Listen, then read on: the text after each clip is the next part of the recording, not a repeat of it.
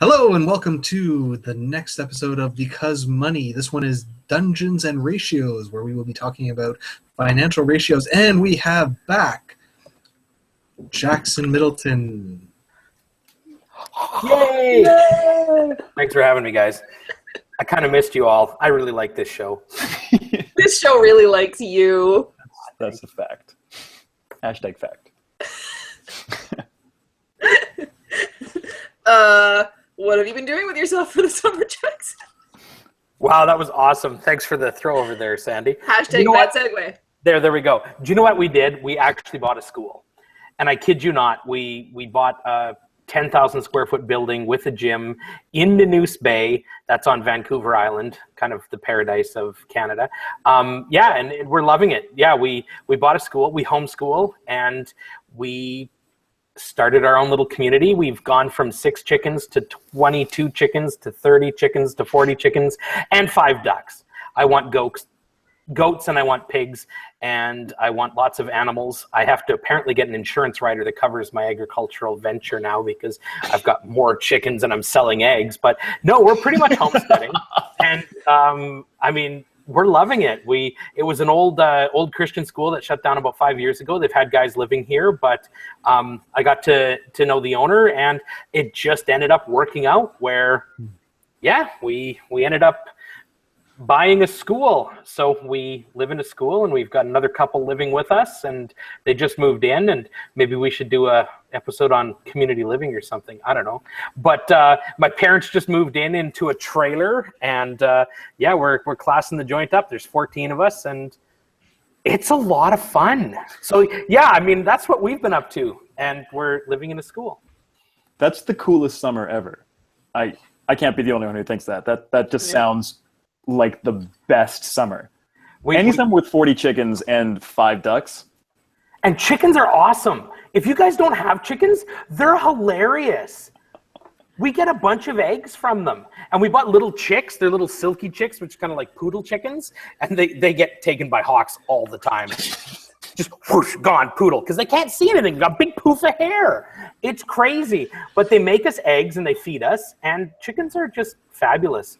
Really like them. But actually, we've been teaching the kids a lot about business with the chickens and, buying the food and taking care of them. Like our kids do chores. I remember when I was a kid, having to do chores was not cool. But Emma wakes me up at 7 a.m. Let's go let the chickens out. So we go let the chickens out, and we've got neighbors that are buying eggs and we're selling them to them, and we've got a bank account set up for them. So our kids are actually operating a business at 7 years old. And it's awesome. I wish I would have done that when I was a kid. That's amazing. That's such a great thing for kids to learn. And it is. If they're involved in it, and that's really, really great. And plus, it's just great to have, I miss, I grew up on a farm. We didn't have animals, but we had lots to the chores were really involved. And I liked my chores. I miss being able to go out and work in the garden and go actually mow lawn for 6 hours. It's just those chores. I don't have anything like that in the city. I can't just kind of go shut my brain off and do some good old just physical work. Yeah. Well, buy a school. It's a lot of work. I will be honest with you. I did think, owning a school, not a big deal. Maybe, average homeowner, it's times 10, times 15 the work. And the priorities, it's I want to spend money on a chicken coop or a leaky roof or my gym or a classroom or the hallway floor. Why would you ever have to spend money on your hallway floor? Well, you got to buff that puppy. It's got to be shiny because, you've got a piano in there and that's where you play your piano. So it's just bizarre. But owning a school has turned over a lot of fun things, and it's been a good summer. That sounds incredible, and that is definitely something that we're planning on talking about later in the season. One, because I could hear you talk about it for 45 minutes an hour. Just these are the most interesting problems ever. Should I buff my hallway? Should I replace my gym floor, or should I get more chickens or a goat? I really want you to get a goat. Seriously, but we're definitely going to talk about communal living, and that's something that we're all really looking forward to kind of diving into that topic from a couple of different angles. But today, we're going to talk about financial ratios, which is not necessarily something that might get you initially excited. But financial ratios are these weird numbers that you come across in your life that the world uses to tell you whether you're good at money or not. It's just like, are you good at money? I don't know. What's your net worth? What's your credit score? And you're like, am I good at it? And these numbers are really interesting because they say they do some things really well and they don't do some things really well. So we're going to kind of pick apart a little bit, but we're going to start with a game of Dungeons and Ratios. Very loosely based on Dungeons and Dragons. And this is part of my need to just turn anything and everything into a game and everybody being really nice about rolling with it. But here's how it's going to work. So I, as the dungeon master, have drawn up a little scenario, and the three players will try to. The scenario is, we're in this world. You're about to see a client. The client may or may not be a troll. The client's definitely a troll. And the only way that you can figure out your goal, which is to figure out if this client/troll is financially healthy, is through the work of 3 pre-approved ratios. You guys are all, since this is the first time playing, you're low-level characters. You don't have all the ratios. You don't have everything you can. You have 3 ratios. You have net worth, you have credit score, and you have your total debt service ratio, or the TDSR, as it likes to be called. So, are you ready to play Dungeons and Ratios? So ready. I was born ready. Okay. I wasn't born ready. Sandi, did you ever come up with a fun Dungeons and Dragons name? Grumpy Dwarf.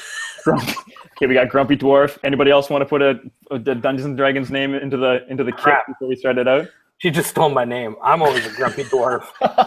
Really? Are we going to have 3 grumpy dwarves? Come on, John. Be a Okay, we've got troll versus 3 grumpy dwarfs. Love the diversification, guys. Okay, so you are sitting in your wonderful school conference room and ready to see your next client, and your client enters. He's a troll, but you're not fazed by that, or maybe you are. And you realize very quickly that you don't speak a troll language. And so the only way that you can figure out how to determine his financial health is through the casting of your ratios. What do you want to do first? If he's in a school office, does this mean he's in Jackson's office? I'm already confused. Yeah, he is in Jackson's office. He's in my office. Well, what ratio do I want to know? Net worth is useless. Credit score. I want to know his credit score. Okay. But I guess I want net worth because the screen is up saying net worth. Oh. No, you want credit score. The first thing I want to know, the first thing I'm looking at is, boom, just give me a credit score. Before the troll is in my office, I've got an online application to get that troll's credit score. So I need the score. Give me the score. Credit score is 640. He's a pseudo-reasonable person. Okay, so for a little bit of context, the credit score is a number, and it's sort of a black box because this sort of comes out of nowhere. It's a secret algorithm that the credit agencies use. Equifax and TransUnion are the big ones in Canada, and it combines a number of different factors into a single score to try to get a measure of how likely someone is to repay a loan, how creditworthy they are. And so it includes things like their history of paying back other loans and making their other payments on time, like their cell phone bills, etc., and some other secret sauce factors that maybe we don't even know about. And the range is theoretically from 300 to 900. I don't think anyone is ever actually at the very edges. One of the online lending companies recently had a promotion to get your credit score for free, so I did that. So for whatever it's worth, mine is in the low 800s. Ooh. So 640 is not fantastic. It's sort of in the middle of that range, but being down in the middle means you're already got a couple of black marks against you, or you haven't had a chance to build up some history. Okay. So that's what John learned about our troll client from his credit score. Do you guys agree? That's kind of what Jackson seemed to be thinking, that he might be doing okay. John's skeptical. Of course, my background being from the mortgage world, when we're looking at a credit score, 640 means that you're going to qualify for a mortgage, but typically you've had some type of derogatory thing on your credit bureau that has dropped that score back. Because when you start up fresh and clean and new, and you got one credit card and it's got 1 month reporting, they're giving you a 780. And it's yours to mess that up. So, I mean, as things, as you use your credit, 680 and above will qualify you for any mortgage product. Over 700 is a peach. Over 800, and you're insane. So, John is an insane grumpy troll. Okay, that's fine. I've looked at probably over 2,500 credit applications, and maybe I've seen a handful of over 800s. It doesn't surprise me that John has an over 800, because he's exceptional. But I would say that any time that a client is over 700, it's just a sure thing. The lender is going to go, yeah.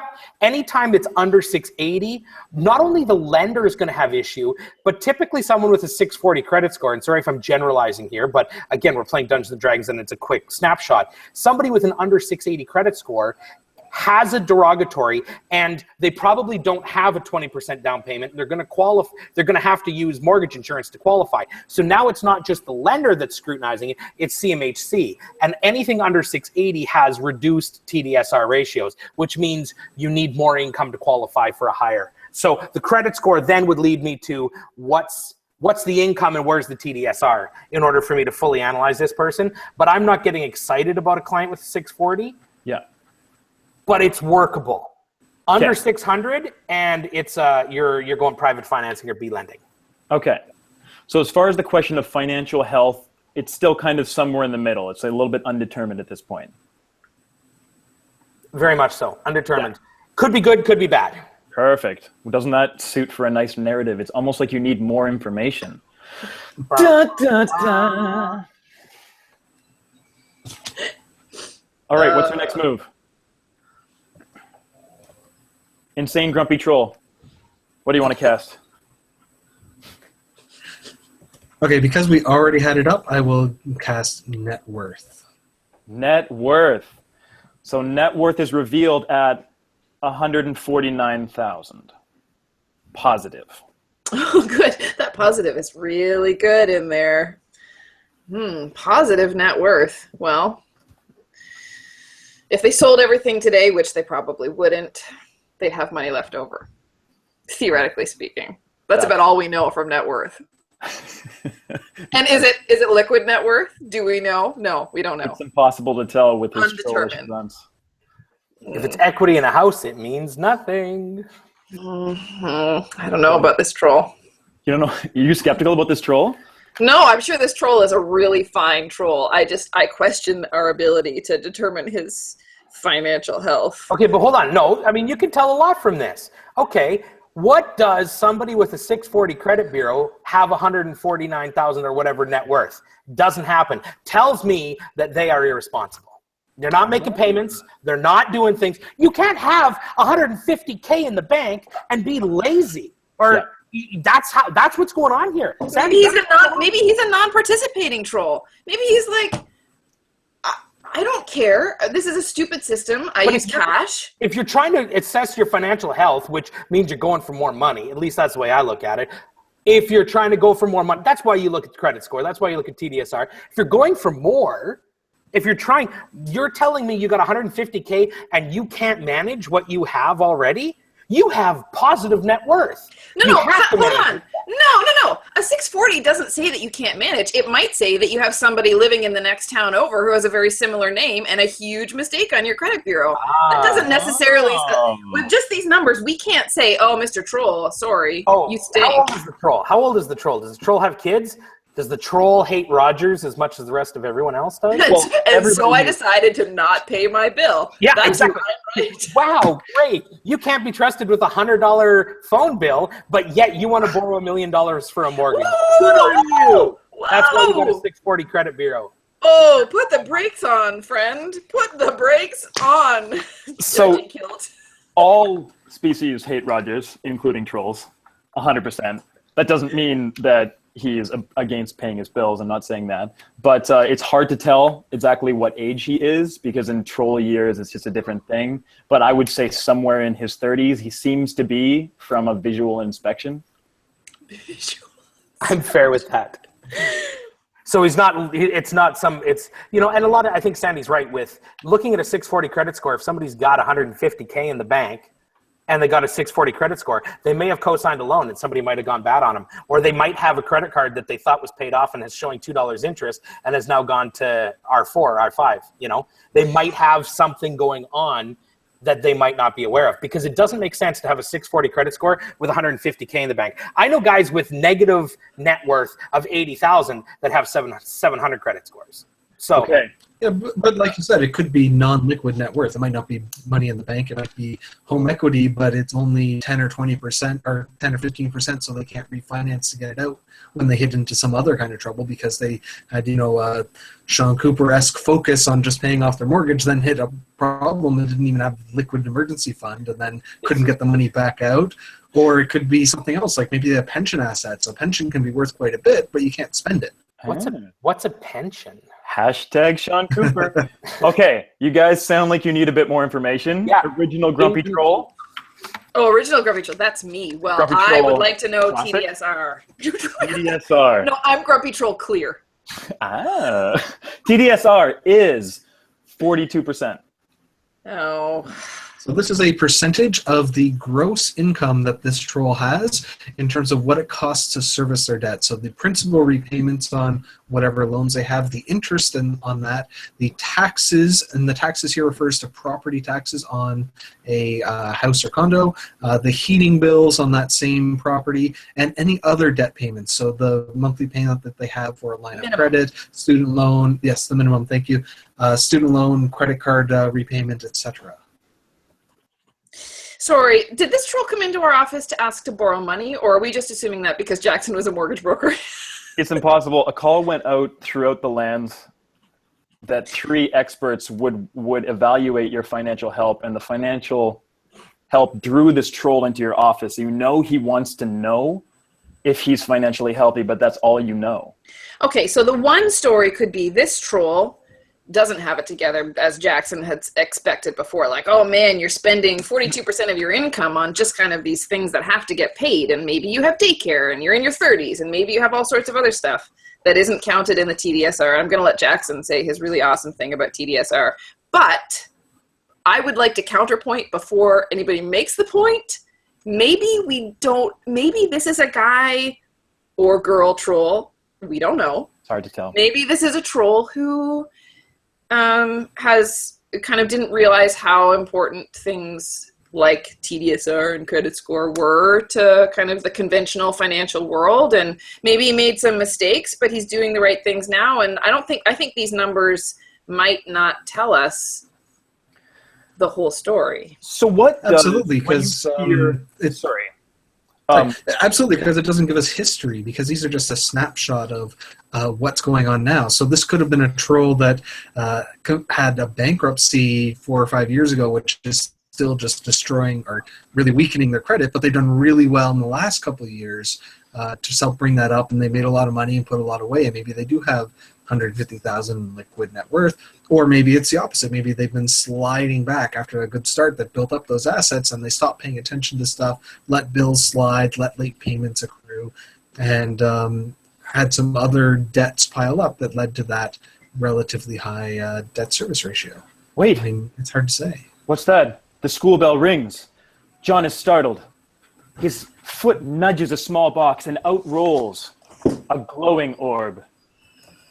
Jackson recognizes it immediately. It's an orb of time travel, which allows you to look at one ratio as it was last year and to put a ratio in context over time. Interesting twist, Dungeon Master. What ratio would you like to put in context from last year to this year? Wow. That's a tough one. Although I think the TDSR, I'd say I want to know if they're still spending, if they're spending 42% of their income on minimal expenses right here, If they were doing it a year ago, that's establishing a pattern. So if that's the ratio I got to go with, that's what I'm going with. Okay.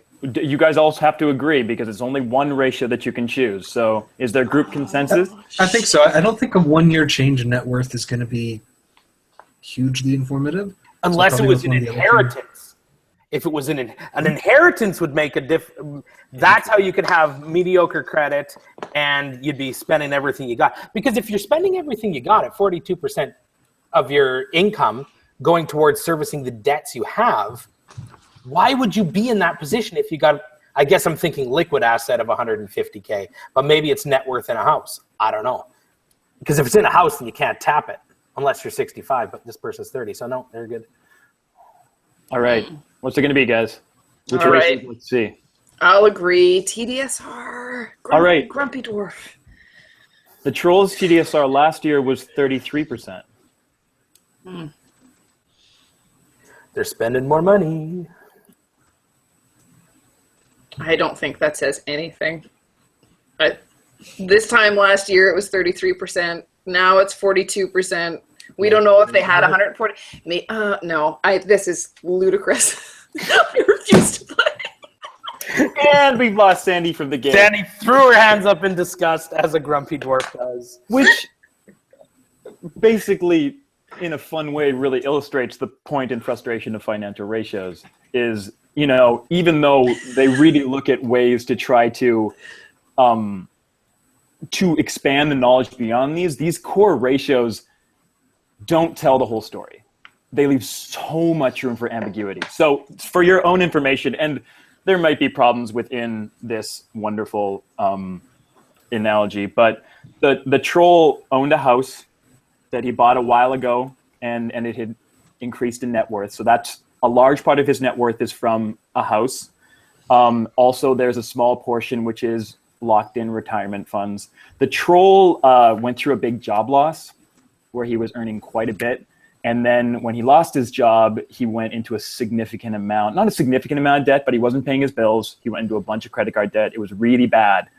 And so his credit score used to be quite good, but it took a really hard hit. Now he's working again, but for a lower income. And so he's got about $30,000 less yearly income, which is making his TDSR way higher than it used to be, even though his costs haven't actually changed. So That was tricky. Troll. But the thing is that it's hard to look at anybody's life through the context of just a few ratios. And so let's quickly just kind of run through a little bit of the individual ratios and take a look at the strengths and weaknesses. We've talked about them a little bit already. But so net worth, what's it good at? What's it not good at? Well, I mean, it's good at doing what it does, which says if you sold everything and you paid off everything that you owe, this is what would be left. Yeah. You know, and in some ways that's a really helpful metric. But in a lot of ways, just like we identified, well, could you sell all of those things? Would you sell all of those things? So if you had liquid net worth of 149, well, you're sitting on cash and you could probably deal with a job loss pretty well. But it doesn't, again, net worth, because you'd expect, right, that there's probably a path that most people follow in their lives, and their net worth is like this when they're younger, and it gets bigger when you're older. And does that necessarily mean that somebody who's 65 is more financially healthy just because they have higher net worth than somebody who's 30 and making maybe better life choices? I don't know. That was a Donald Trump kind of statement. The liquid versus It's also is huge for you. Yeah. That's it's pretty weak on not identifying how useful that net worth is to you in any given situation. Completely. Sorry, John. Yeah, and I was also going to say it doesn't usually change very much year to year. I mean, when you're just sort of starting out, got your first job, it might double or triple in the first year or two because you have nothing, and then you save something, and then you save that something again, and then it's doubled. But once you're sort of later into your life, it doesn't tend to change up or down very much very fast. So it doesn't really give you a very good feedback on what's happening. I mean, it is good in a sense that if you need to pay for something, then you need to have money to do that with, and your net worth tells you if you sold everything and then had money what you could pay with. But there's a lot of granularity under there that's sort of hidden in terms of liquid and not liquid, and beyond that it's not very useful to sort of check in on your net worth terribly often because you're not expecting it to change terribly often. Net worth is one of those, it's one of the internet's favorite metrics. You know, everybody loves to track the net worth and show their net worth. And it does seem, some people seem to find it very useful for showing progress over time. You know, whether it's effective or not, increasing the net worth, one thing that I think is very strong is that increasing net worth kind of, I think, can make debt payoff more satisfying, since you're actually increasing the number instead of feeling like you're just pouring money into a hole. It's actually showing in a ratio that it's all going up, which is a better representation of paying off debt. But you guys are completely right about it not telling the whole story. Jackson, I know you have quite a bit to say about the TDSR, which is a specific mortgage where most people kind of encounter this ratio is when they want a mortgage. Is that right? Or a loan. Or a loan. Mortgage loan. Yeah, basically it's just all of the money that you're making compared to what you're already spending. And yeah, I mean, it never tells the full story. The problem is lenders want the TDSR to be a concrete thing. They're looking at it, is this person gonna pay back?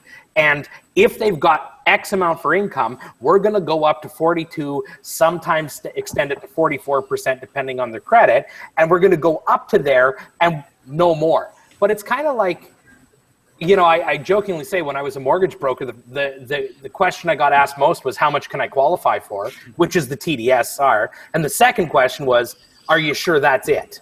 Because people want to go right to their limit. But so the TDSR is created to be this concrete thing, but I've had clients that have come in, gone to their limit of their TDSR, but they're not taking into account things like a maternity leave. So you ask the question, hey, you're a young couple, are you planning on having kids? Oh yeah, but we just want to get the mortgage first so that we get it. You're at a 42% TDSR, but then are you going to go on mat leave? Oh yeah, we'll take the mat leave. Well, that's 65% of your income. So do you want to just maybe scale that back down so it's more reasonable? Oh no, let's spend the most we can. So the TDSR doesn't really do that. But then when you got kids, oh, we'll just put the kids in daycare. Okay, do we want to use daycare as a liability to like self-govern that down? No. So the TDSR, again, it's not really concrete because you got gas to drive to work. Some people commute $500 a month. Are we including that in? No. Some people have childcare. That's expensive. Yeah. Daycare is expensive. And we don't consider that, you know, but it is what it is. So, I mean, TDSR, as we very cleverly put in your whole Dungeons and Ratios thing, it doesn't paint a whole picture. And from assessing a financial like assessing someone financially, you can't just look at the TDSR and say, is it good? And that's why when you're assessing somebody, you do want to look at more than just the credit score. You want to look at the application. Sandy, why don't you talk?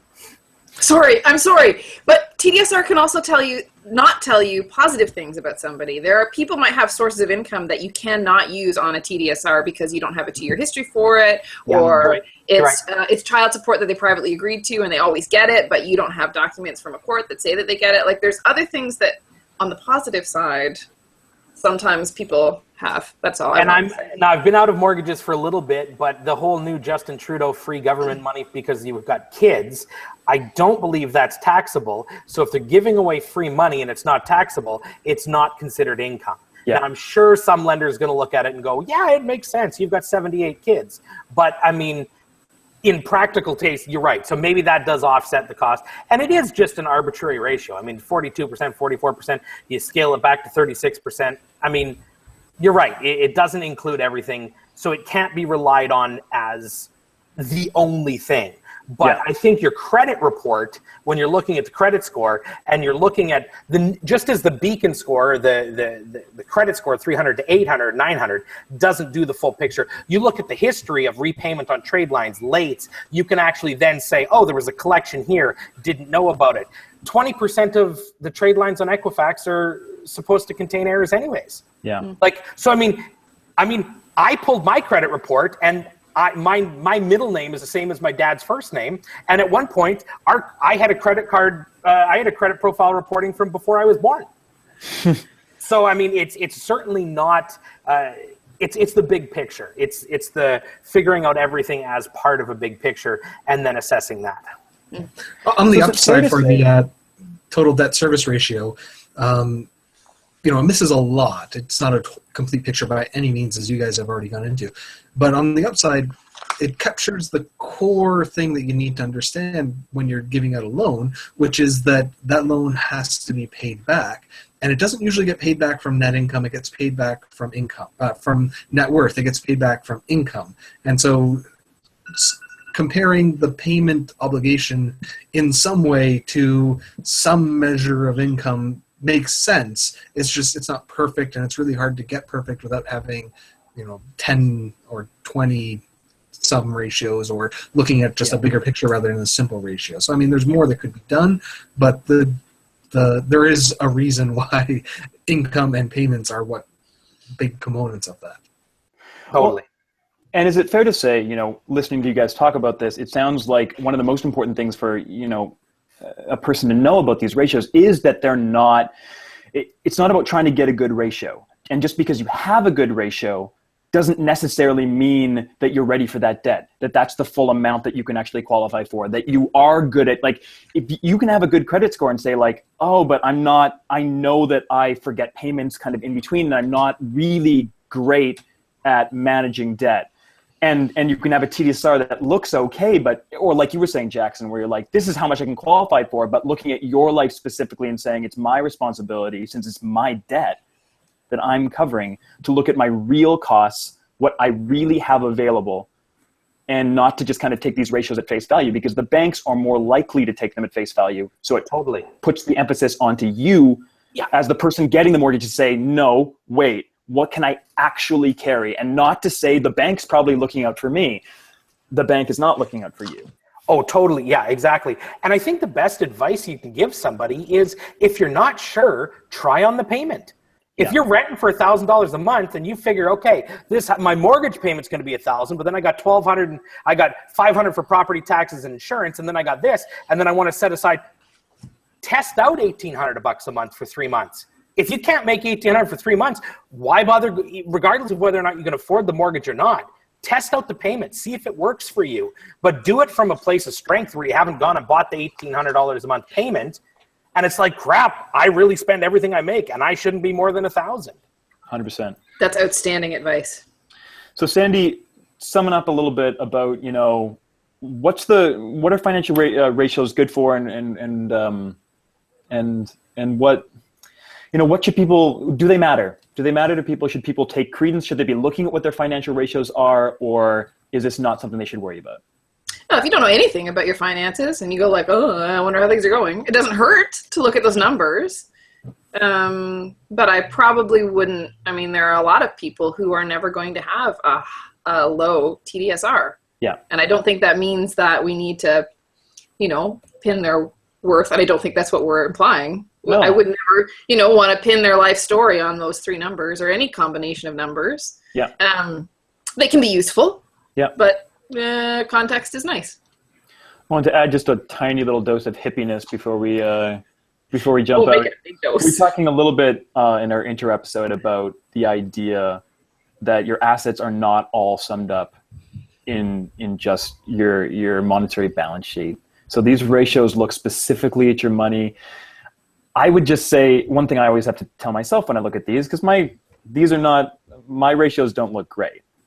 Some of them look okay, but, my net worth is not fantastic. And so to remember the other assets that you have, and you're talking about non-financial assets like community, like all of these things that you can kind of go for and that provide huge worth and value to your life, that financial ratios are never going to encapsulate.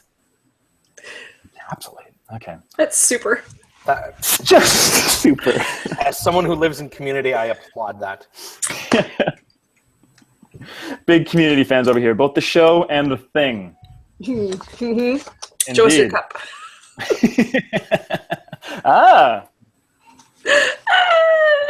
Nerd. All right. Let's kick off into our unnamed segment that we promise we'll figure out a name for at some point. Let's do it quickly, though, because my non-financial asset has supper ready. Awesome. Okay, so Jackson and everyone listening, this is a segment where we talk about what everyone else in the world is doing, what we think other people should be listening to, watching, reading, what is important. So, Chris, you go first. Okay, I found this really cool website today. It's just awesome. It's called The Earth Awaits. Do you guys know this? Have you seen this? No. Yeah, you can just check it out. You can put in your monthly budget, family size, what kind of apartment you're looking for, lifestyle, crime rate, and pollution, and it tells you which city in the world you should look into living in. So it'll look at the whole world and tell you the average cost and how they break that down, and they use like crime and pollution. You can specify what you want the main language to be. It's cool.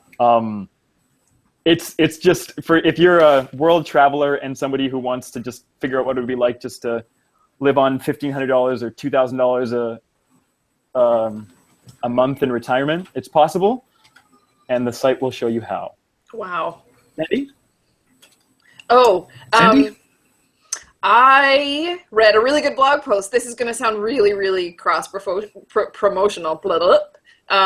But John actually wrote a really good blog post today about index investing and the example that people like to use to say, wow, index investing is stupid because Nortel or because Valiant, I don't know. Doesn't matter. I only read books to myself. And he did. I'm not even going to bother trying to. It's a pretty short, sweet little blog post on holypotato.net, and you should read it. Okay, thanks. Jackson. Apparently, Earth Awaits tells me I should be living in Heidelberg, Germany. That's no surprise. But I had you pegged for a Heidelberg man this whole time. I don't speak German, so maybe I should find the grid and check off English. It's okay. The Germans speak better English than we do. I'm sure. Speaking of foreign people, I think paying attention to the news, maybe I'm just going to go into like trend. This whole tax thing for foreign buyers in Vancouver, the 15% foreign home ownership tax, the fact that they didn't grandfather that and make it like go back, now there's a class action lawsuit going on. And it's crazy. If I've been paying attention to this, and I know the media is sensationalizing it, and I know that I'm getting sucked right in, but I mean, this is horrible what they've done to people. And they're claiming that they've made like 500 million or billion or trillion off of this quadrillion, and they're going to put it into affordable housing. The other thing is, I heard Toronto's thinking about doing it. So all you guys out east, I mean, this is crazy. I mean, we're breaking rules here, like NAFTA. This is not good. Anyways, I've just been watching that, and I think if you're not paying attention to it, it's really sending out some interesting messages about who we are as Canadians, and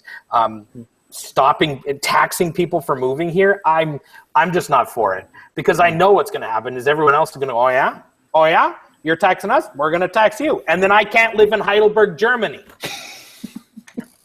That's what I'm paying attention to. Just perfect callback. Just really, really good. I think that's it. Are we done? Are we done? Oh, hey, there's me. So, yeah. I'm so sorry. So I'm going to recommend that people read something that isn't financial, that isn't really very much reading at all. And it's the latest comic, at least at the time that we're recording this, by The Oatmeal, called How to Be Perfectly Unhappy. It's It's really great. It's so good. So there you go. These guys are loving it because, money and happiness and contentment, which is different from being happy or unhappy, but very, very important for personal finances. Those really tie into how you're able to live within your means and your budget and all that stuff. So contentment and how to be unhappy and how to be happy, really great. And that's just a really great comic to read. I really want to point people towards it. And I mean, I want to abuse a quote by Norm Burlog and say, you can't build a successful life on misery and insecurity. So, you got to have that contentment and happiness in your life to continue. And if you want to continue to read more about this, you can read a book called Happy Money, which gets into it a little bit more. You stole my next week's unnamed segment. I'm going to read something else. How dare you? Okay, so thanks for listening, everyone, and we'll be back in 2 more weeks. Goodbye. Goodbye.